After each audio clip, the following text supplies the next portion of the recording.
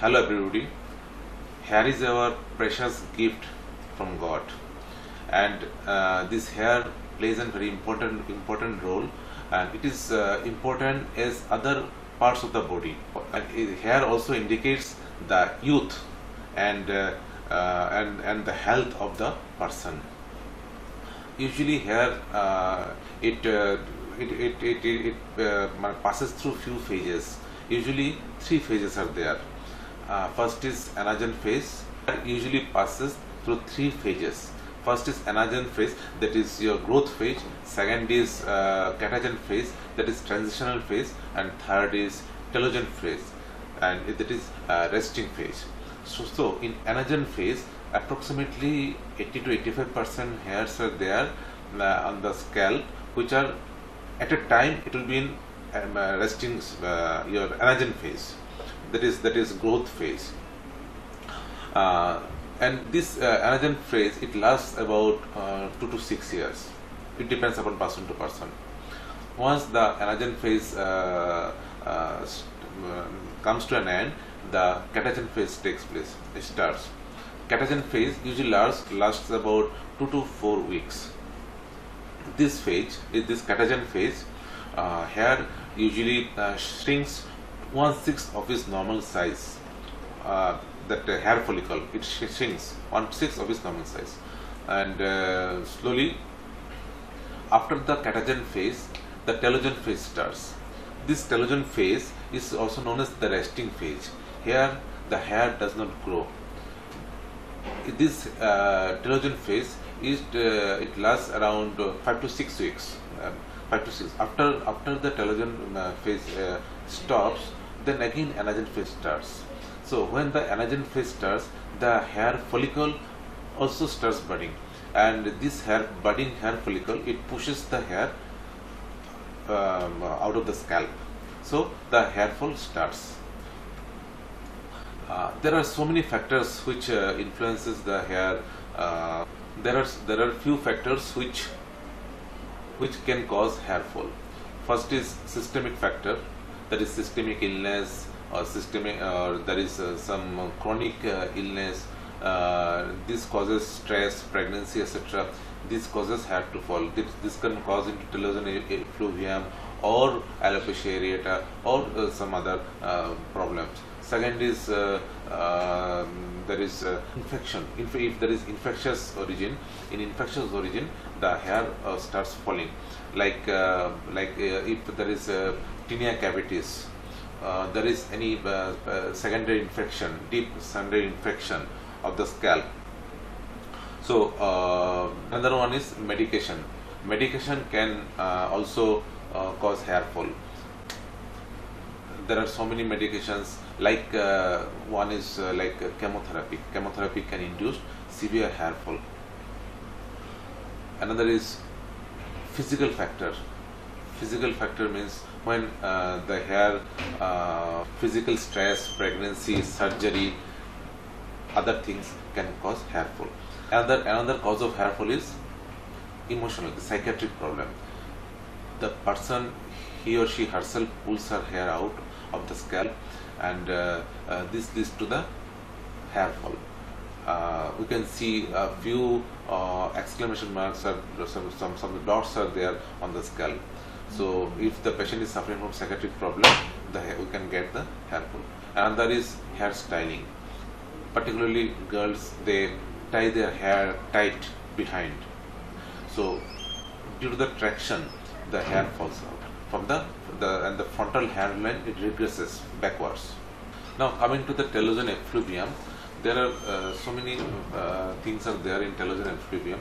Like most common cause is diffuse. In telogen effluvium is most common cause of diffuse hair loss. In telogen effluvium is the most common cause of diffuse hair loss, where the anagen phase, the duration of the anagen phase has been cut short. So very first it comes into your catagen phase, and gradually it falls off. So there are so many factors are there in pathogenesis of telogen effluvium. First one is pregnancy, one is surgery, one is any stress, dieting. These things are main common cause for causing this telogen effluvium. In telogen effluvium, some other drugs are also there, like oral contraceptives, retinoids, antithyroid drugs. This can cause anticonvulsants, hypolipidemic drugs. These drugs can cause telogen effluvium. And when there is iron deficiency or ectodermatitis enteropathica, that is zinc deficiency, this can also cause telogen effluvium.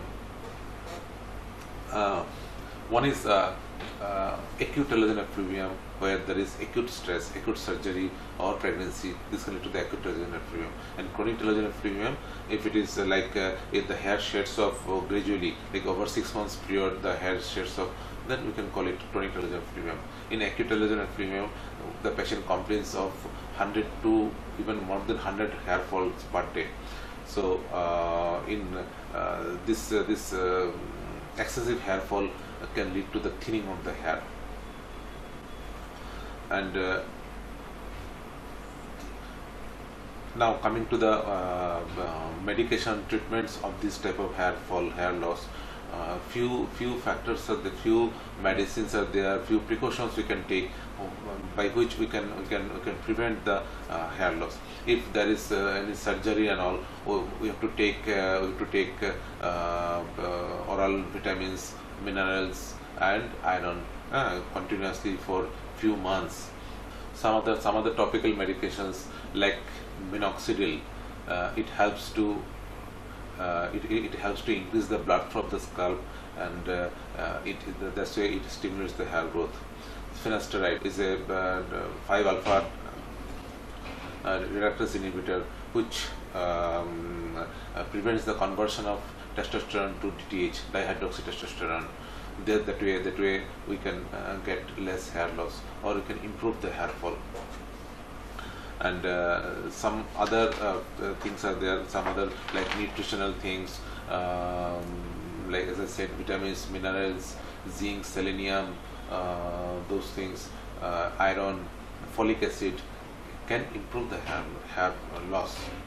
So during pregnancy, even we can advise patients to take vitamins, iron and minerals even after pregnancy. That is, at least 3 to 6 months they should continue the medications, vitamins and all. Another cause actually of chronic hair loss is dandruff. It has been shown that when the patient is having dandruff, the hair fall increases by 2 to 3 fold.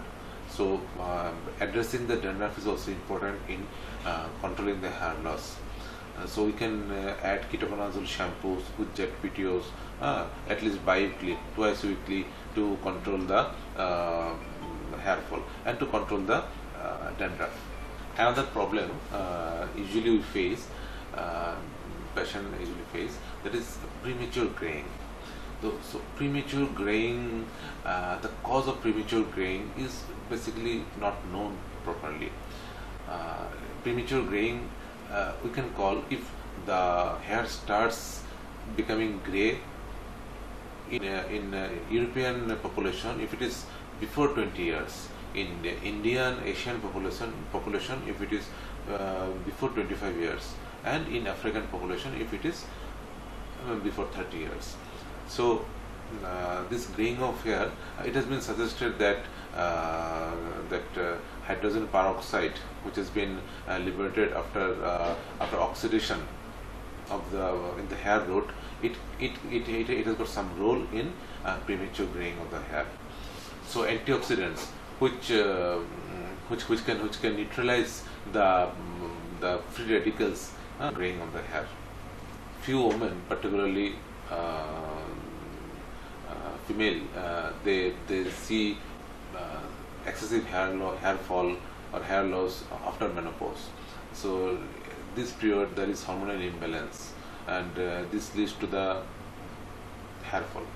It has been shown by studies that during the menopause, if the patient takes good diet, good healthy diet, plenty of water and fruits, seasonal fruits and all, along with multivitamins, minerals like copper, selenium, zinc and amino acids, this helps excessive shedding of the hair. Now coming to the surgical therapy of hair loss, there are hair grafting. There are so many types of hair grafting. There are so many methods of hair grafting. One popular method is follicular unit implant. In follicular unit implant, one unit of hair follicle has been planted on the bald area of the head. Like that, this implant, it helps to reduce the baldness. It gives a visual illusion that somebody is having some hair at least, but this hair normally grows. It needs cut also. Hair fall is a problem which has to be addressed at the right time with the right approach. Then only we can prevent the hair loss, and new hairs will also grow, and this will bring the smile. This will bring smile to the face of the patient. Thank you.